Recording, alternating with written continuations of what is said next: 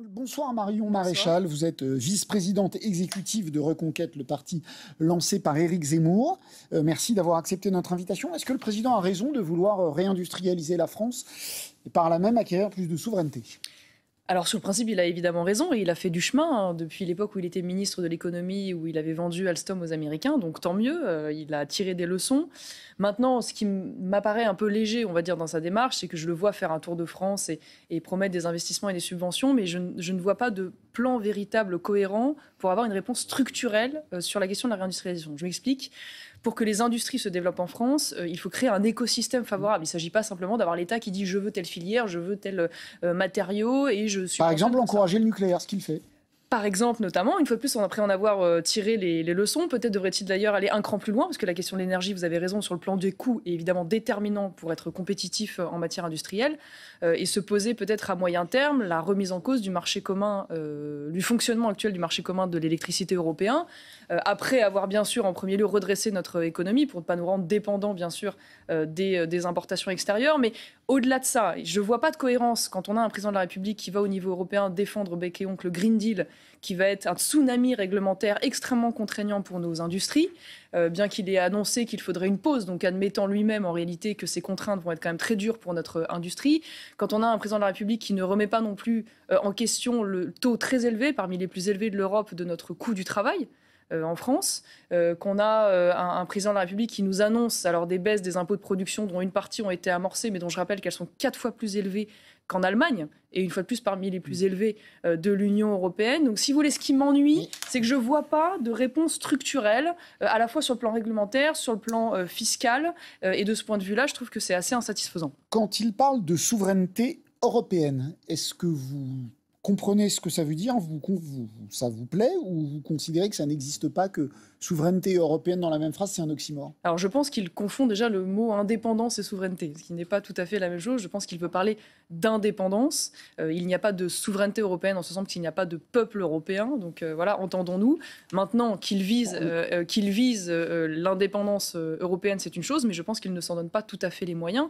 Et je pense notamment au fait qu'il n'a pas totalement fermé la porte, par exemple, à un certain nombre de traités de libre-échange, comme celui qui est toujours en gestation avec le Mercosur, qu'il ne condamne pas sur le principe, mais qui, pour l'instant, semble ne pas lui correspondre parce qu'il n'y aurait pas les clauses miroirs correspondantes. Mais au-delà de ça, je trouve qu'il n'y a pas non plus de remise en cause de la question du libre-échange avec un certain nombre de pays, je pense notamment à la Chine, dont on sait aujourd'hui qu'ils continuent d'inonder nos marchés avec des produits qui ne respectent pas les mêmes normes ni sociales, ni sanitaires, ni fiscales, et qui, à ce titre, subventionnés par leur propre État, bénéficient d'un avantage compétitif majeur. Et je trouve dommage que ce grand tournant écologique qui est utilisé de la transition verte ne soit pas fait sur le modèle américain. Je m'explique, où on voit par exemple que les bonus accordés aux véhicules électriques aux États-Unis sont réservés d'abord aux voitures qui sont produites sur le marché américain. C'est ce qu'il a annoncé pour le marché européen. Sauf que là, pour l'instant, on n'y est pas du tout. Ça veut dire qu'en fait, cette transition verte, elle va d'abord financer les panneaux photovoltaïques fabriqués en Chine. Voilà. Donc c'est ça qui est un peu regrettable. Une fois de plus, il ne s'agit pas simplement de tourner dans les régions et de subventionner. Il faut créer un écosystème. Et de ce point de vue-là, je ne le trouve pas, cet écosystème. On va parler des suites politiques du drame d'Annecy. Vous avez instantanément attribué ce drame à l'immigration et à la politique d'asile de la France. Réponse du démographe et professeur au Collège de France, François Héran. L'idée que la politique migratoire est responsable de l'attentat. L'idée qu'il suffirait au fond de réduire drastiquement la demande d'asile pour que les Français soient davantage protégés contre ce genre d'événements, n'a aucun sens. Il y a 100 fois plus d'immigrés syriens en Turquie qu'en France. 100 fois plus.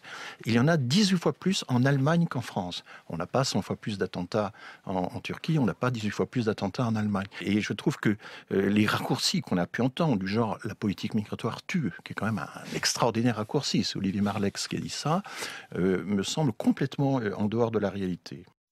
Son illustration statistique me paraît assez incontestable. C'est extraordinaire d'entendre ça. Donc ça n'a rien à voir avec l'immigration. Quand on a une personne de nationalité syrienne, qui obtient le droit d'asile en Suède, qui est en France, on va y revenir, j'imagine, dans des circonstances qui relèvent de la défaillance, semble-t-il, du traitement de son dossier, qui attaque des poussettes à coups de couteau, ça n'a rien à voir avec l'immigration. Peut-être que ça n'avait rien à voir avec l'immigration non plus, quand Laura et Morane ont été attaqués par un clandestin, quand Samuel Paty a été tué par un réfugié étranger, quand les personnes à la messe de Nice ont été tuées également par un clandestin, quand je pourrais vous faire toute la litanie interminable, le Bataclan, tout ça n'a aucun lien avec l'immigration. Je veux dire, c'est navrant. C'est navrant d'entendre ça. C'est d'autant plus navrant, pardon, je finis là-dessus, parce qu'on parle de statistiques, donc s'il faut avoir des arguments d'autorité, que le ministre de l'Intérieur lui-même a admis publiquement, chiffres à l'appui du fait des chiffres du ministère de l'Intérieur, le lien entre notamment insécurité et immigration. Voilà. Et le lien aujourd'hui entre terrorisme, notamment islamisme et immigration, il est effectivement incontestable. Même si là, en l'espèce, il ne s'agit pas d'un attentat terroriste, puisque ni islamiste. Ce n'est pas de fait retenu par ni terroriste, par ni islamiste. comment dire, par les faits. Mais en tout cas, ce qui est certain, c'est que c'est indéniablement un lien avec l'immigration. Pourquoi ? Parce qu'on a là une personne qui, une fois de plus, avait obtenu le droit d'asile en Suède,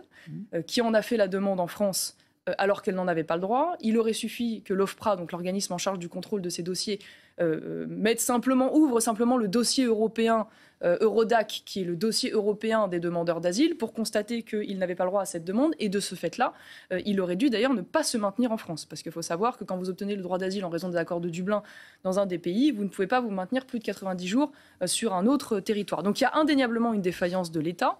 Ça, c'est un fait. Et si le traité avait été dossier dans les temps de manière efficace, il n'aurait pas dû être en France. Donc je ne comprends pas comment on peut encore tenir ce genre de discours. C'est dramatique, et d'autant plus dramatique qu'aujourd'hui, cette situation, elle est aussi le résultat d'une lecture du droit d'asile qui est on va y revenir, extrêmement laxiste et beaucoup trop générale. On va y revenir tout de suite. Vous dites vouloir réserver le droit d'asile aux seuls combattants de la liberté, c'est-à-dire, c'est votre terme, combattants de la liberté, je vous ai entendu sur BFM, je crois, c'est-à-dire ceux qui sont poursuivis pour leur action politique. Sur BFM, justement, on vous a posé la question, par exemple, les chrétiens d'Orient, qui sont persécutés en raison de leurs croyances. On les accueille ou on les accueille pas ? Vous n'avez pas répondu.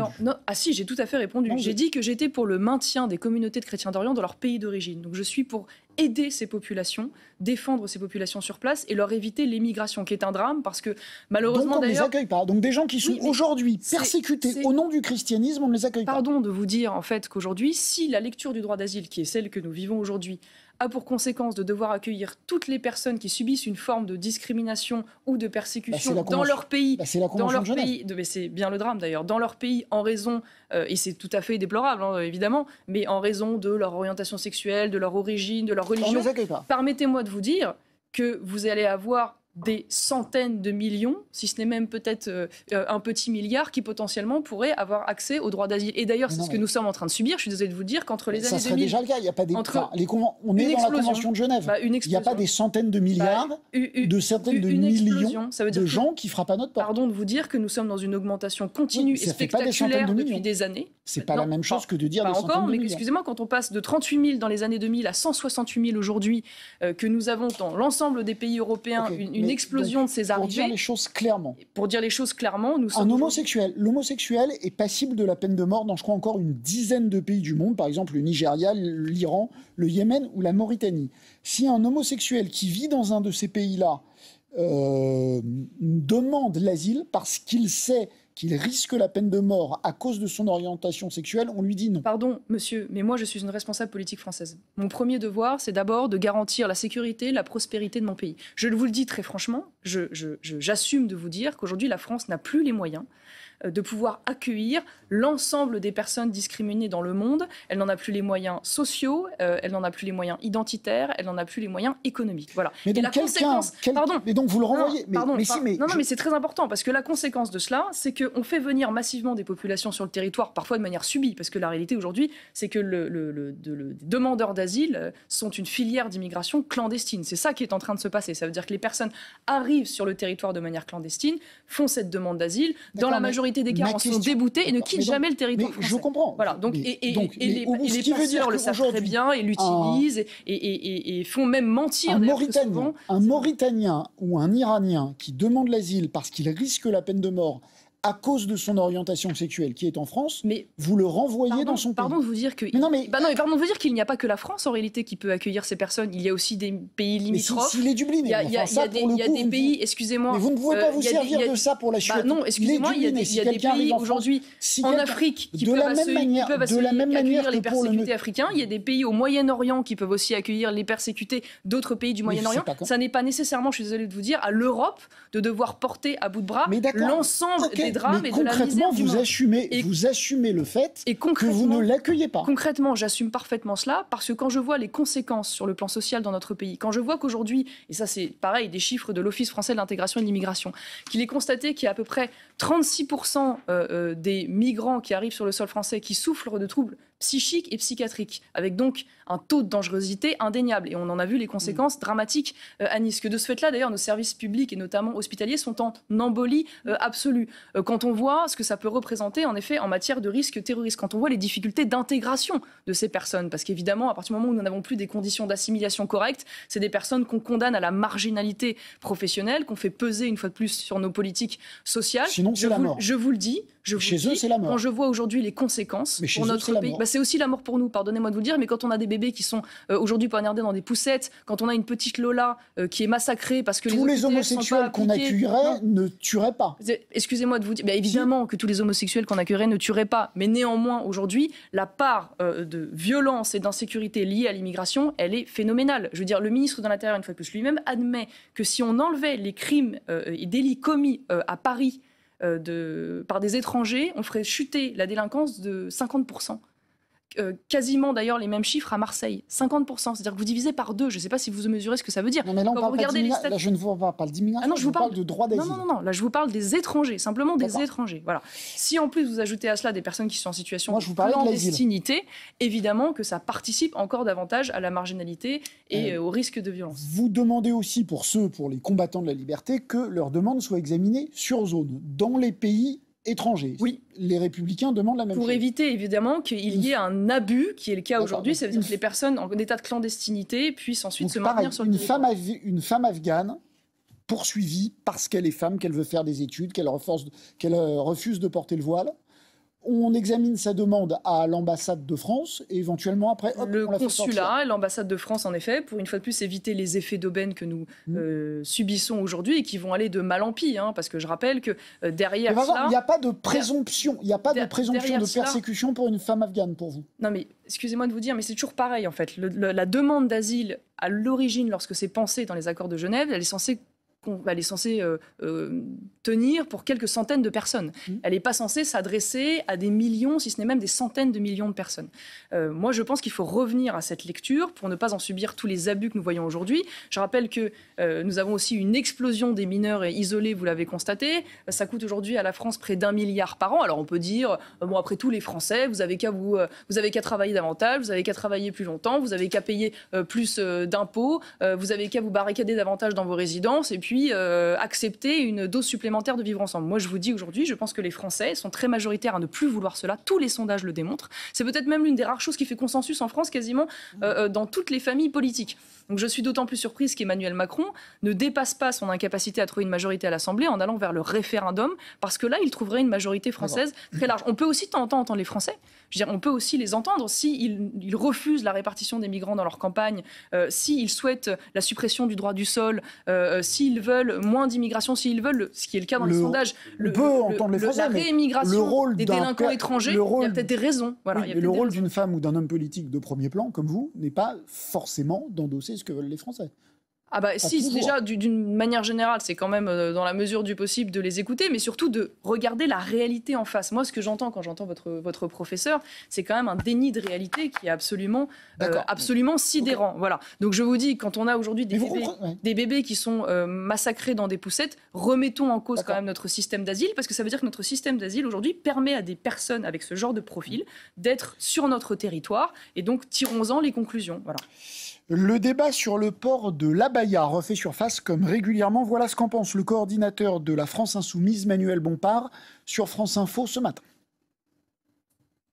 Qu'est-ce que c'est une abaya? C'est une robe ample. Qu'est-ce que vous voulez faire d'autre? Il y a une loi aujourd'hui qui a été adoptée en 2004 qui vise à interdire les tenues, les signes religieux ostentatoires à l'école. C'est pas seulement pour moi.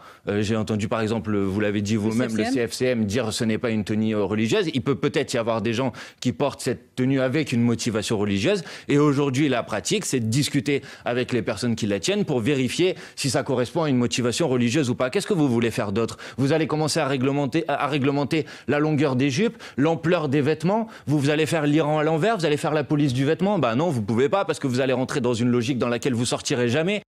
Est-ce que vous voulez faire l'Iran à l'envers? Alors déjà, il faut quand même recontextualiser cette affaire de l'abaya, parce que nos services de renseignement ont révélé eux-mêmes qu'il s'agissait d'une offensive islamique organisée, voire même islamiste. Ça veut dire qu'il y a des influenceurs aujourd'hui organisés, vraisemblablement alimentés eux-mêmes par des personnes qui ont des fins politiques, qui ont décidé de mettre une pression politique sur nos institutions. Donc non mais que ce soit important de le dire, parce qu'on n'est pas juste face à quelques adolescents en crise identitaire qui ont envie de mettre en colère leurs parents et leurs adultes. Ça peut arriver, mais là, ça va bien au-delà de ça. Voilà. Et d'ailleurs, c'est d'autant plus inquiétant que, vous l'avez vu sur les 2 derniers mois, on est face à plus de 1000 atteintes à la laïcité, comme on dit maintenant, donc on est face à un phénomène structurel. Je regardais, il y avait une enquête qui a été faite par un syndicat également de personnel de direction des établissements scolaires qui révélait que 42% des chefs d'établissement constataient qu'il y avait des entrées avec violation de la laïcité. Mais plus inquiétant encore, et je réponds à votre question... Qu'est-ce qu'on fait ?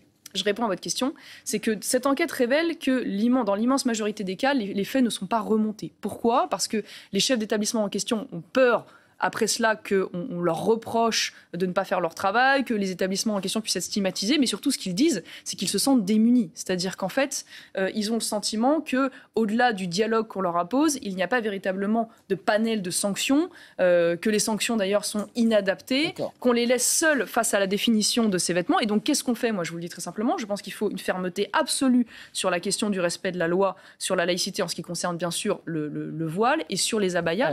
Les abayas, la réponse est très simple, pour moi, c'est l'uniforme. C'est très simple, c'est l'uniforme. Ça veut dire que dans tous les lycées de France, je pense que dans l'uniforme, à l'école publique, on doit avoir un uniforme qui veut dire que vous savez qu'on ne peut pas interdire la bagarre. Qui a de nombreuses vertus. Non, mais pour éviter le débat perpétuel de dire religieux, pas religieux, culturel, la longueur, la taille, la largeur, sortons de ça. Rentrons dans cette logique de l'uniforme qui a plein de vertus, qui a des vertus évidemment de ce point de vue-là, c'est-à-dire de libérer nos professeurs de ce genre de considération évidemment et de ce genre de difficultés, mais au-delà de ça, qui a même des vertus, j'ai envie de dire, en termes sur le plan social, voilà, en évitant à des enfants qui n'auraient pas les moyens de cohésion pouvoir, sociale, évidemment, s'acheter un certain nombre de marques ou de vêtements, de ne pas être mis au banc par leurs camarades de ce fait-là. Donc je pense qu'il y a cela, et puis il y a le fait aussi, une fois de plus, d'être capable de mettre entre les mains du chef d'établissement de véritables sanctions qui peuvent aller jusqu'à l'exclusion, qui sont trop peu souvent prononcées, et derrière cela, bien sûr, la sanction éventuelle par les aides sociales des parents qui sont responsables de leurs enfants mineurs et qui ont laissé cette situation et la violation volontaire par leurs enfants de la loi. Et je pense qu'avec cela, on enverrait un signal beaucoup plus clair. Voilà. Les députés, on change de sujet, les députés insoumis ont réclamé la démission de Marlène Schiappa. Marlène Schiappa lutte de façon parfois contestable contre le discours séparatiste et veut nourrir un contre-discours républicain. En ce sens, est-ce que vous la soutenez ? Évidemment, sur le principe, je ne peux que la soutenir, mais au-delà de la polémique de ce fonds Marianne, c'est qu'on se rend compte que manifestement, il rate sa cible. C'est-à-dire qu'on vient de parler à l'instant de la multiplication des atteintes à la laïcité. On a eu une polémique encore récemment qui est quand même très inquiétante avec cette chercheuse du CNRS, vous l'avez vu, qui a fait une grande étude sur l'influence des frères musulmans et qui est obligée d'aller faire à la Sorbonne une enquête sous protection policière. Ça veut dire qu'aujourd'hui, on a un fonds qui est dédié de plusieurs millions pour pouvoir défendre la laïcité, les valeurs de la République, et on voit bien qu'on n'a pas avancé d'un pouce, voire même qu'il y a quelques utilisations douteuses. Elle doit partir ou elle doit rester ? On verra la conclusion de l'enquête, mais j'ai pas l'impression qu'elle soit elle-même directement responsable de ce qui s'est passé. Mais ce que j'aimerais bien à un moment donné, c'est que plutôt, une fois de plus, de créer des fonds pour des subventions aux associations, aux résultats plus que bancals, qu'on ait des réponses politiques. Voilà. Et notamment de la part de ce ministre de l'Éducation nationale qui semble passer plus de temps à envoyer des inspecteurs commandos dans les écoles catholiques avec des méthodes plus que douteuses, d'après un certain nombre de témoignages de chefs d'établissement, plutôt que de s'affairer à lutter contre le communautarisme et les revendications politiques islamique dans les écoles. Voilà. Marine Le Pen semble n'avoir jamais été en aussi bonne position pour éventuellement devenir chef de l'État. Est-ce que, comme le disait Éric Zemmour quand il s'est lancé dans la campagne, vous pensez qu'elle ne pourra jamais gagner ? Je ne sais pas. Je ne sais pas. Ce que je crois en tout cas, c'est qu'elle ne gagnera pas seule. Ça m'apparaît une absolue évidence. Tous les exemples européens que nous avons démontrent que les partis de droite qui arrivent aux affaires l'arrivent toujours dans le cadre de coalitions. On l'a vu en Hongrie, en Suède, on le voit au niveau local en Espagne, en Pologne, en Italie. Vous voulez l'aider ou vous voulez la combattre ? Moi, ce que je veux, c'est qu'il y ait une coalition des droites dans notre pays autour d'un projet de gouvernement clair sur des fondamentaux qui passerait évidemment par une réponse politique sur la question, bien sûr, de l'identité et de la sécurité en premier lieu, parce que c'est notre combat prioritaire à Reconquête, et donc ainsi se donner les moyens de gagner. Donc évidemment, ça ne se fait pas sans le Rassemblement national. Aujourd'hui, naturellement, c'est elle qui doit mener cette coalition. Mais ce qui est évident, c'est que les coalitions s'imposent, me semble-t-il, par le rapport de force. C'est-à-dire qu'il faut, à un moment donné, que les partis aient le sentiment que vous êtes incontournable et qu'il faut qu'ils aient l'impératif de s'asseoir avec la table. Mais le rapport de force, il est en sa faveur. Je vais vous dire. Moi, ce que je comprends pas, c'est pourquoi vous ne vous mettez pas vos fins. Si j'étais de la droite nationale, je me dirais, j'ai une chance d'arriver au pouvoir et tout le monde doit l'y aider. Moi, ce que je crois, c'est que ce sont les européennes qui va être le grand rendez-vous qui va probablement permettre de redistribuer l'écart. C'est-à-dire que notre objectif à Reconquête, c'est de faire un score suffisamment élevé, justement, pour imposer cette coalition aux autres et leur donner, les assurer qu'ils ne pourront pas gagner sans, à un moment donné, s'asseoir autour de la table avec Reconquête et avec d'autres, bien sûr, issus de différents camps. Et c'est pour ça qu'il y a un enjeu très important lors de ces élections et il y a un enjeu d'autant plus grand que cette coalition des droites, elle est nécessaire en France, mais elle est possible également au niveau européen. Nous sommes face à une possibilité historique de constituer une majorité de droite et donc de sortir de cette espèce de bloc centriste, gauchiste, avec quelques LR notamment au Parlement européen, qui a mis à la tête du Parlement européen de la Commission, Madame van der Leyen. Je pense que c'est ce que les gens de votre camp se demandent. Est-ce que vous allez aider Marine Le Pen à devenir président de la République ou est-ce que vous allez la combattre ? Non, mais c'est pas une. Évidemment, lorsque l'on est en dehors des périodes du résultat des élections, nous sommes en concurrence. En concurrence ne veut pas dire que ce sont des ennemis et encore moins des ennemis à mort. On peut être en concurrence, avoir un certain nombre de désaccords politiques tout en ayant des accords et être capable, le moment venu, de constituer des blocs majoritaires. C'est ce que fait tout le monde. C'est ce qu'a fait la NUPES dans leur diversité. C'est ce qu'a fait même Emmanuel Macron dans la coalition qu'il a construite. C'est ce qu'avait fait Berlusconi aussi. Voilà, c'est ce qu'avait fait Berlusconi. C'est d'ailleurs le grand héritage de Berlusconi. Toute la presse italienne en parle et même française. C'est lui qui, pour la première fois, a mis en place une grande coalition des droites qui a permis à la droite d'arriver au pouvoir. Donc tirons-en les leçons. Une fois de plus, 89 députés à l'Assemblée RN, très bien pour eux, mais pour avoir une majorité, il en faut 289. Voilà. Donc l'enjeu, me semble-t-il, c'est de faire entendre aussi la voix de tous ces Français de droite qui sont, je le rappelle quand même, majoritaires à vouloir cette coalition. Nous sommes aussi leur porte-voix.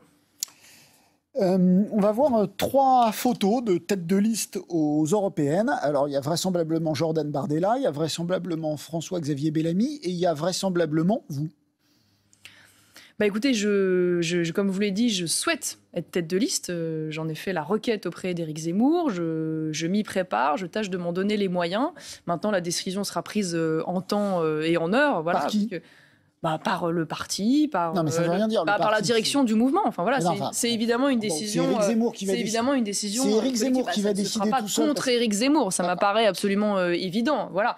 Maintenant, j'espère que j'aurai cette tête de liste parce que c'est un combat qui me tient à cœur. C'est des sujets qui me passionnent, que j'ai beaucoup de contacts au niveau européen, que j'ai envie de mettre ensemble et que je suis sûre que nous pouvons, avec Reconquête, participer à cette œuvre de reconstitution au Parlement européen. C'est un grand rendez-vous pour nous et nous pouvons avoir des élus et peut-être même, d'ailleurs, une fois de plus, devancer les Républicains, ce qui me semble important si on veut reconstituer une offre de véritable droite française qui manque tant à notre pays depuis des années. En un mot, la contre-offensive ukrainienne est lancée. Est-ce que vous souhaitez son succès ? Il reste 10 secondes. Moi, je souhaite que l'Ukraine puisse défendre sa souveraineté, bien entendu. C'est en tant que personne attachée à la souveraineté française, je ne peux que souhaiter que les Ukrainiens puissent défendre et retrouver leur territoire. C'est évident. Merci beaucoup, Marion Maréchal, d'avoir accepté notre invitation.